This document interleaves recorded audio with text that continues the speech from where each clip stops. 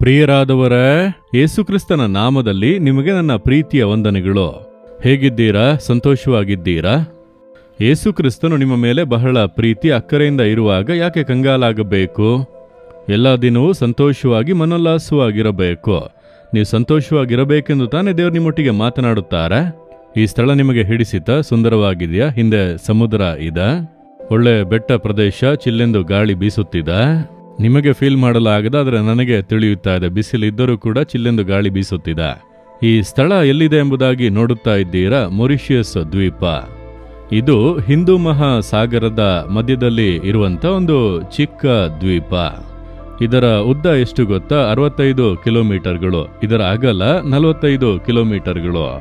ಸುಂದರವಾದಂಥ ಒಂದು ಚಿಕ್ಕ ದ್ವೀಪ. ಒಂದು 13 ಲಕ್ಷ ಜನ ಮಾತ್ರ ಇಲ್ಲಿ ವಾಸವಾಗಿದ್ದಾರೆ. ಇದರಲ್ಲಿ ಆಶ್ಚರ್ಯ ಏನು ಗೊತ್ತಾ? 65% ಜನರು ಇಂಡಿಯಾದವರು ಇದ್ದಾರೆ. ಈ ಸ್ಥಳದಲ್ಲಿ ಚೀನಾದವರು ಸ್ವಲ್ಪ ಇದ್ದಾರೆ. ಹಾಗೆ ಈ ದೇಶದ ಮೊರಿಷಿಯನ್ಸ್ ಆ ಜನರು ಕೂಡ ಇಲ್ಲಿ ಇದ್ದಾರೆ. ಅವರು ಬೇರೆ ಭಾಷೆ ಮಾತನಾಡುತ್ತಾರೆ. ಆ ರೀತಿಯಾದ ಒಂದು ಸುಂದರವಾದ ದೇಶ ಇದು. ಈ ದೇಶದ ಹಣದ ನೋಟನ್ನು ನೀವು ನೋಡುವುದಾದರೆ ಅದರಲ್ಲಿ ಇಂಗ್ಲಿಷ್ನಲ್ಲಿ, ತಮಿಳಿನಲ್ಲಿ, ಹಿಂದಿ ಭಾಷೆಯಲ್ಲಿ ಮುದ್ರಿಸಿದ್ದಾರೆ. 1000 ರೂಪಾಯಿ ಎಂದರೆ ತಮಿಳು ಭಾಷೆಯಲ್ಲೂ ಅದು ಬರೆದಿರುತ್ತದೆ. ತಮಿಳು ಜನರು ಹೆಚ್ಚಾಗಿ ವಾಸಿಸುವಂತ ಒಂದು ಸುಂದರವಾದಂಥ ದ್ವೀಪ. ಇಲ್ಲಿಗೆ ಚೆನ್ನೈನಿಂದ ಬರಬೇಕು ಅಂದರೆ ಫ್ಲೈಟ್ನಲ್ಲಿ ಒಂದು 6 ಗಂಟೆಗಳು ಆಗುತ್ತದೆ.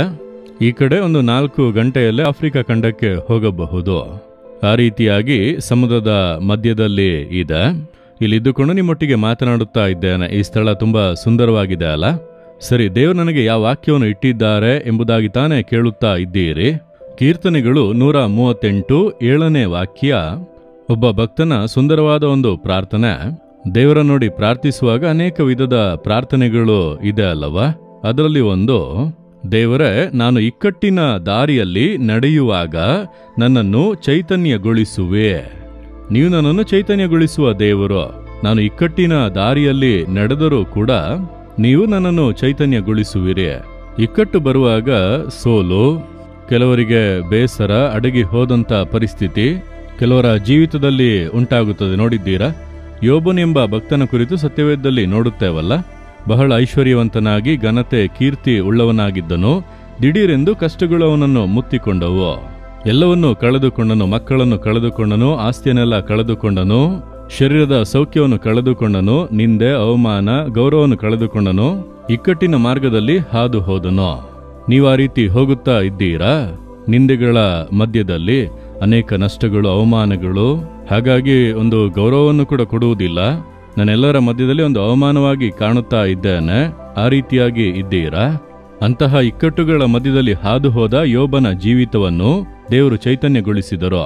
ದೇವರು ಅವನನ್ನು ಪುನಃ ಎಬ್ಬಿಸಿ ಆರೋಗ್ಯ ಕೊಟ್ಟು, ಕಳೆದುಕೊಂಡ ಎಲ್ಲವನ್ನೂ ಕೂಡ ಅವನಿಗೆ ಹಿಂತಿರುಗಿಸಿಕೊಟ್ಟು, 2ರಷ್ಟಾಗಿ ಕೊಟ್ಟು, ಯಾವ ಸ್ಥಳದಲ್ಲಿ ಇಕ್ಕಟ್ಟುಗಳನ್ನು, ನಿಂದೆಗಳನ್ನು ಅನುಭವಿಸಿದನೋ ಅದೇ ಸ್ಥಳದಲ್ಲಿ ಮೇಲೆ ಎತ್ತಲ್ಪಟ್ಟನು. ಈ ಚರಿತ್ರೆ ಸತ್ಯವೇದದಲ್ಲಿ ಬರೆಯಲ್ಪಟ್ಟಿದೆ ಅಲ್ಲ?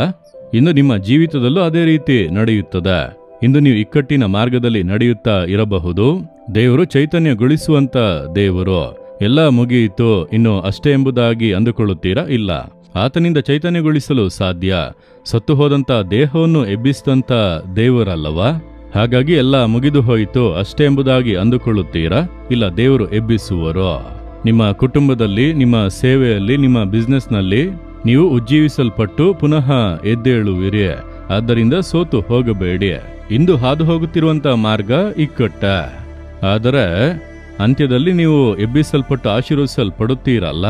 ಸ್ತೋತ್ರ ಮಾಡಿರಿ. ದೇವರೇ, ಇಕ್ಕಟ್ಟಿನ ಮಾರ್ಗದಲ್ಲಿ ನಡೆದರೂ ನೀವು ನನ್ನನ್ನು ಚೈತನ್ಯಗೊಳಿಸುವಿರಿ. ಆ ರೀತಿ ಸಂತೋಷವಾಗಿ ಹೇಳಿ ನೋಡಿರಿ, ಆ ಆಶೀರ್ವಾದವನ್ನು ಕಾಣುವಿರಿ. ದೇವರೇ, ನೀವು ಯೋಬನ ದೇವರು, ನನ್ನ ದೇವರು, ನಮ್ಮ ದೇವರು. ಇಕ್ಕಟ್ಟಿನ ಮಾರ್ಗದಲ್ಲಿ ನಡೆದರೂ ಚೈತನ್ಯಗೊಳಿಸುವಂತ ದೇವರು. ಈ ಮಗನು, ಈ ಮಗಳು ಇಕ್ಕಟ್ಟುಗಳ ಮಧ್ಯದಲ್ಲಿ ಇದ್ದಾರೆ, ಸೋತು ಹೋಗಿದ್ದಾರೆ. ಯೇಸುಕ್ರಿಸ್ತನ ನಾಮದಲ್ಲಿ ಚೈತನ್ಯಗೊಳ್ಳಲಿ. ಇಂದೇ ಒಂದು ಅದ್ಭುತ ಅವರ ಜೀವಿತದಲ್ಲಿ ನಡೆಯಲಿ. ಯೇಸುಕ್ರಿಸ್ತನ ನಾಮದಲ್ಲಿ ಪ್ರಾರ್ಥಿಸುತ್ತೇವೆ ತಂದೆಯೇ. ಆಮೇನ್, ಆಮೇನ್.